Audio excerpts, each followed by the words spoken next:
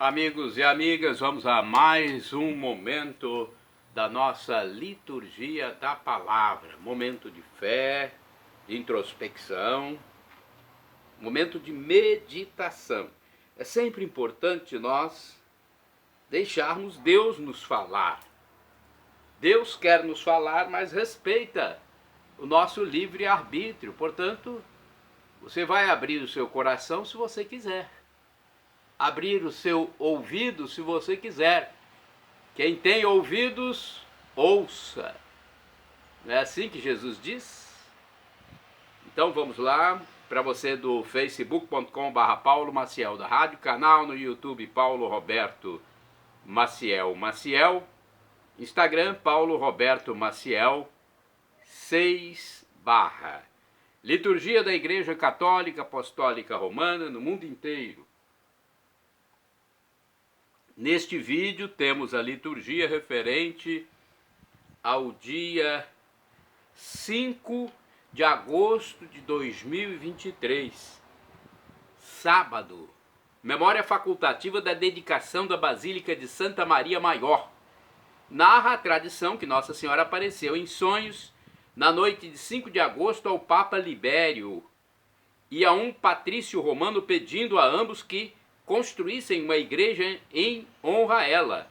Na manhã do dia seguinte, apesar de ser pleno verão romano, o Monte Esquilino estava milagrosamente coberto de neve, indicando o local onde deveria ser edificada a basílica. Então essa é resumidamente a história. Vamos então aos dados maiores sobre este dia. Olha, é a 17ª semana do tempo comum, a cor litúrgica é verde, na missa, a missa comum, né? Porque pode ser uma missa à escolha.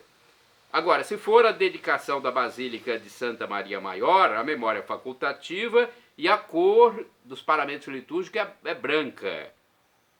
Ok? Primeira leitura. Antes, vamos à antífona de entrada.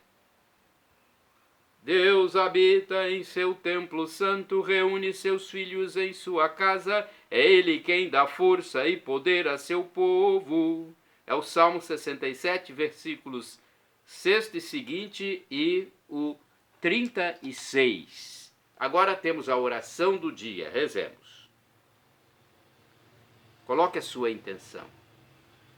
Ó Deus, sois o amparo dos que em vós esperam. E sem vosso auxílio ninguém é forte, ninguém é santo. Redobrai de amor para conosco, para que, conduzidos por vós, usemos de tal modo os bens que passam, que possamos abraçar os que não passam. Por nosso Senhor Jesus Cristo, vosso Filho, na unidade do Espírito Santo. Primeira leitura. Leitura do livro do Levítico, capítulo 25, versículos 1 e do 8º ao 17. O Senhor falou a Moisés no Monte Sinai, dizendo: contarás 7 semanas de anos, ou seja, 7 vezes 7 anos, o que dará 49 anos. Então farás soar a trombeta no 10º dia do 7º mês. No dia da expiação, fareis soar a trombeta por todo o país. Declarareis santo o 50º ano e proclamareis a libertação de todos os habitantes do país. Será para vós um jubileu. Cada um de vós poderá retornar à sua propriedade e voltar para a sua família. O 50º ano será para vós um ano de jubileu. Não semeareis nem colhereis o que a terra produzir espontaneamente, nem colhereis as uvas da vinha não podada, pois é um ano do jubileu, sagrado para vós. Mas podereis comer o que produziram os campos não cultivados. Nesse ano de jubileu, cada um poderá retornar à sua propriedade. Se venderes ao teu conterrâneo, ou dele comprares alguma coisa, que ninguém explore o seu irmão, de acordo com o número de anos decorridos após o jubileu, o teu conterrâneo fixará para ti o preço de compra, e de acordo com os anos da colheita ele fixará o preço de venda. Quanto maior o número de anos que restarem após o jubileu, tanto maior será o preço da terra. Quanto menor o número de anos, tanto menor será o seu preço, pois ele te vende de acordo com o número de colheitas. Não vos leseis uns aos outros entre irmãos, mas temei o vosso Deus. Eu sou o Senhor vosso Deus.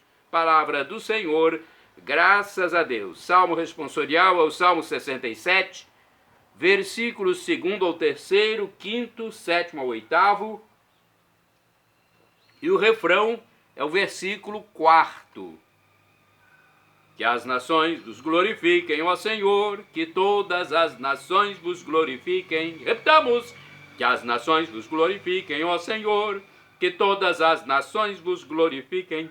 Que Deus nos dê a sua graça e sua bênção e sua face resplandeça sobre nós. Que na terra se conheça o seu caminho e a sua salvação por entre os povos. Que as nações vos glorifiquem, ó Senhor, que todas as nações vos glorifiquem. Exulte de alegria a terra inteira, pois julgais o universo com justiça, os povos governais com retidão e guiais em toda a terra as nações. Que as nações vos glorifiquem, ó Senhor, que todas as nações vos glorifiquem. A terra produziu sua colheita. O Senhor e nosso Deus nos abençoa. Que o Senhor e nosso Deus nos abençoe e o respeitem os confins de toda a terra. Que as nações vos glorifiquem, ó Senhor, que todas as nações vos glorifiquem. Repitamos: que as nações vos glorifiquem, ó Senhor, que todas as nações vos glorifiquem. Agora vamos aclamar o Evangelho e depois proclamá-lo. A aclamação é com Mateus capítulo 5, versículo 10º. E a proclamação com Mateus capítulo 14, versículos do 1º ao 12. Aleluia, aleluia, aleluia, aleluia, aleluia, aleluia, aleluia, aleluia. Felizes os que são perseguidos por causa da justiça do Senhor, porque o reino dos céus há de ser deles. Aleluia, aleluia, aleluia, aleluia. Aleluia, aleluia, aleluia, aleluia. O Senhor esteja convosco, Ele está no meio de nós. Proclamação do Evangelho de Jesus Cristo segundo São Mateus. Glória a vós, Senhor. Pelo sinal da Santa Cruz, livra-nos Deus, nosso Senhor, dos nossos inimigos. Naquele tempo, a fama de Jesus chegou aos ouvidos do governador Herodes. Ele disse a seus servidores: é João Batista que ressuscitou dos mortos e por isso os poderes miraculosos atuam nele. De fato, Herodes tinha mandado prender João, amarrá-lo e colocá-lo na prisão por causa de Herodíades, a mulher de seu irmão Filipe. Pois João tinha dito a Herodes: não te é permitido tê-la como esposa.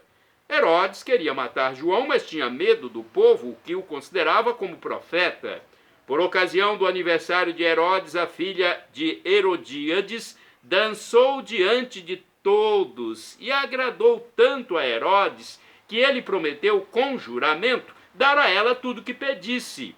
Instigada pela mãe, ela disse: dá-me aqui num prato a cabeça de João Batista.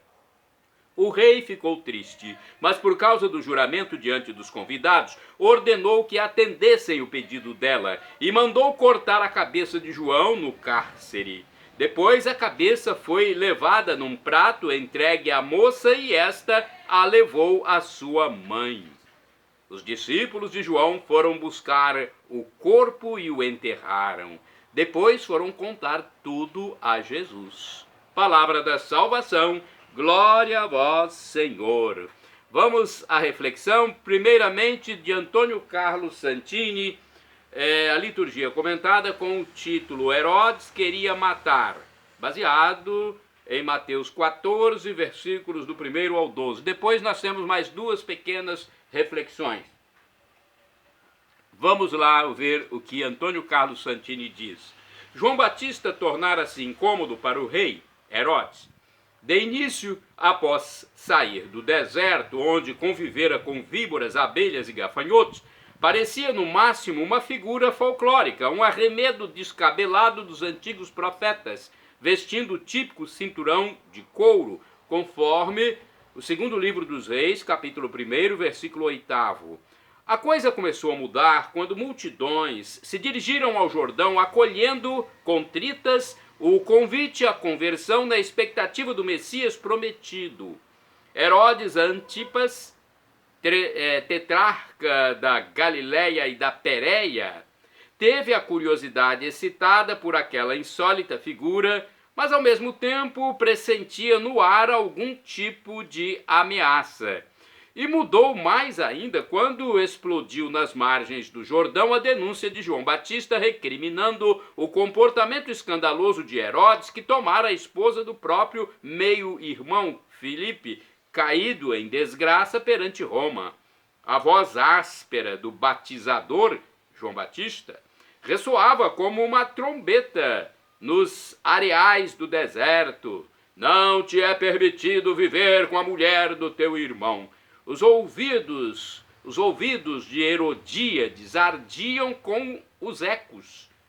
Seu coração ardia de ódio contra João Batista. A missão do profeta inclui o anúncio e a denúncia. Por um lado, João Batista anunciava o reino de Deus. Por outro, denunciava o reino dos homens. Não admira que, na história da igreja, esta missão profética tenha sido motivo de perseguições, repressão e violência. Todo tirano pretende negar à Igreja de Jesus o direito de anunciar a verdade e reprovar a mentira. O terceiro Reich do nazismo logo mostraria o rosto do anticristo ao perseguir judeus e cristãos, duas comunidades que preferiam ouvir a palavra libertadora de Deus antes que os discursos dominadores do Führer. A maioria das lideranças cristãs repeliu os projetos de Adolf Hitler, o que iria gerar numerosos mártires da fé, entre os quais o teólogo e pastor luterano Dietrich Bonhoeffer, cujas cartas da prisão são admirável testemunho de fé cristã.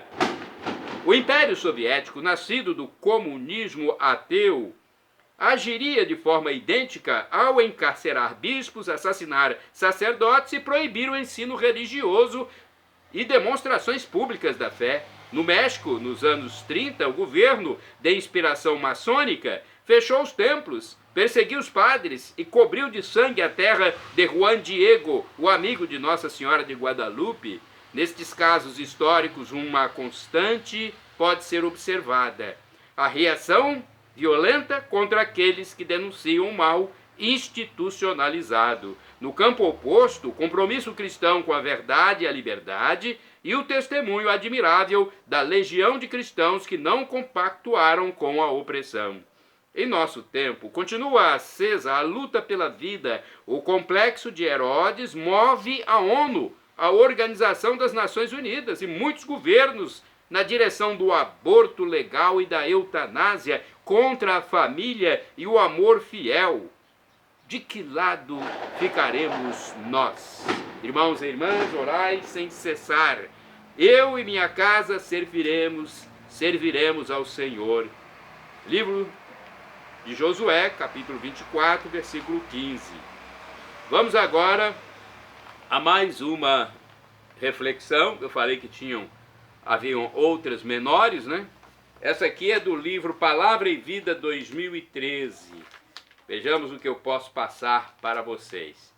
Cortar a cabeça de João não foi um bom presente, diria qualquer mãe ao rei Herodes. Devia ter pensado um pouco melhor antes de entregar João Batista à morte. No fundo, Herodes devia ser um homem muito medroso, tinha medo de João, porque este lhe dizia a verdade, tinha medo do povo e por isso não se atrevia a matar João. Também tinha medo das mulheres que o rodeavam e por isso mandou matá-lo. Vemos então que tudo era questão de medo e assim aconteceu. Nem João Batista nem Jesus tiveram medo de ninguém nem de nada. Continuaram seu caminho, destemidos, foram livres. mais uma reflexão do livro Dia a Dia com o Evangelho, 2016. Uma pequena reflexão para complementar nosso pensamento aqui. João Batista fora decapitado por ordem do rei Herodes, que não conseguia apagar da memória a gigantesca figura do precursor do Messias Jesus. Tanto assim que, ao ser informado sobre a fama de Jesus, Herodes logo pensa tratar-se de João, que havia ressuscitado dos mortos. Ao mostrar a preocupação de Herodes com os sinais operados por Jesus, o evangelista introduz a narrativa sobre a morte de João Batista. É degolado no cárcere por determinação de Herodes, no contexto de um banquete para celebrar a vida de uma promessa absurda feita à filha de Herodíades. Mãe e filha, possuídas por maligno instinto, pedem a morte de João. Irresponsabilidade, insensatez e crueldade do rei Herodes concorreram para fazer rolar a cabeça do profeta. Ao mártir de Cristo, a glória eterna. Vamos agora aos santos do dia 5 de agosto. Santo Emídio é santo do dia 5 de agosto. Foi bispo e mártir do século IV. Emídio foi nomeado bispo de Ascoli e converteu inúmeros pagãos. Aqui não diz onde fica Ascoli. Santa Nona. Eu estou pesquisando no site revista.arautos.org. Santa do dia 5 de agosto, Santa Nona, leiga. Santa Nona morreu em 374. Foi mãe exemplarmente cristã, obteve a conversão do seu esposo, São Gregório o Velho, e foi mãe de 3 santos, São Gregório Nacianzeno, Santa Gorgônia e São Cesário. Santo do dia 5 de agosto, Santo Osvaldo. Foi mártir, faleceu em 642. Foi rei da Nortúmbria, morto por ódio daqueles que não gostavam de Cristo, em Maserfield, na Inglaterra. Ele morreu enquanto combatia os pagãos. Santa do dia 5 de agosto, Santa Margarida, viúva, do ano 1395, filha de camponeses de Cesolo, ou Cesolo, não sei a pronúncia, na Itália. Após a morte do marido, dedicou-se à oração, à penitência e às obras de caridade em Cesolo, na Itália. Santo do dia 5 de agosto é o beato Francisco Zanfredini. Foi eremita do ano 1350. Francisco Zanfredini foi terciário franciscano, que após doar seus bens aos pobres, viveu quase 50 anos numa ermida em Monte Granaro, na Itália. Santo do dia 5 de agosto é o beato Pedro Miguel Noel, presbítero, ou seja, sacerdote. Pedro Miguel Noel foi também mártir, faleceu em 1794. Por ser sacerdote, foi encarcerado numa galera durante a Revolução Francesa, essa famigerada e maldosa Revolução Francesa que muitos teimam em elogiar. Nosso santo Pedro Miguel Noel morreu em decorrência das enfermidades contraídas. Shalom Adonai é uma expressão hebraica que significa a paz de Deus. El Shaddai significa Deus onipotente, Deus todo-poderoso. Ele proverá, Ele providenciará aquilo que você deseja, se for para o seu bem. O professor e escritor de mais de 100 livros da Igreja Católica Apostólica Romana, Felipe Rinaldo Queiroz de Aquino, que tem um canal na internet onde nos esclarece as nossas dúvidas, diz que Deus pode nos dar uma dessas 3 respostas: sim, não ou espere. A que for melhor, Ele nos dará. Acessem o canal do professor, porque ele tem explicações que nós não recebemos, às vezes, na igreja. Professor Felipe Reinaldo Queiroz de Aquino, no YouTube. Inclusive, tem um quadro lá de respostas às nossas dúvidas. E agora do aramaico eu clamo, Maranatá, como dizemos nós católicos, ou Maranata, como dizem nossos irmãos separados, os evangélicos ou protestantes. Não importa a pronúncia, o significado é o mesmo. Vinde, Senhor Jesus. Um dia ele voltará.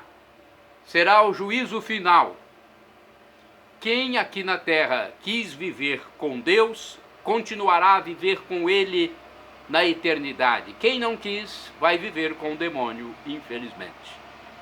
Perdão, Senhor, pelos meus pecados passados, presentes, futuros, pecados do pensamento, palavras, atos, omissões, e me dê a vida eterna. Meu Jesus, eu quero viver a eternidade convosco. Meu Jesus, meu Deus Pai, Adonai, meu Deus Filho Jesus, meu Deus Espírito Santo, meu discernidor.